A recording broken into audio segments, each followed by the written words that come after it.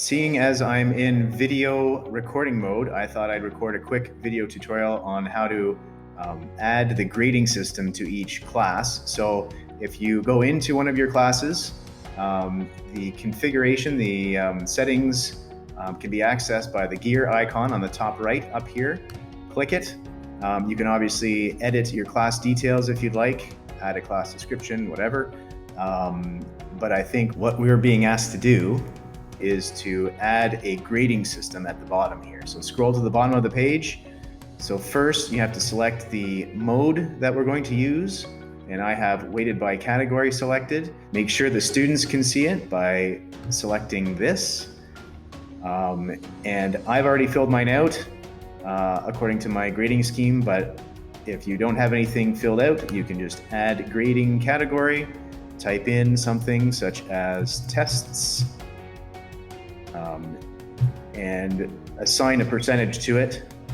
And Google will automatically tell you whether you're over or under 100%. So if I set this, it won't let me do it. I have to first change this, then I can save it.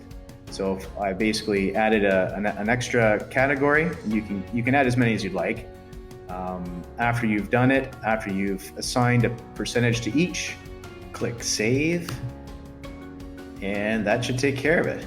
And the next step is in every class, you then will have to go to your classwork, and for each assignment that you want to include in the grading system, you will have to click on the 3 vertical dots on the right-hand side, edit the assignment, and assign it to a grade category. So in my case, I have assignments and quizzes assigned to this particular assignment. You'll have to do that, unfortunately, for every assignment that you have, and it should show up automatically in the calculation of the grades.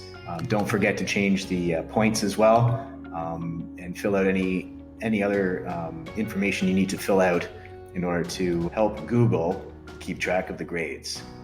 So hopefully that helps. If you have any questions, feel free to send me a message.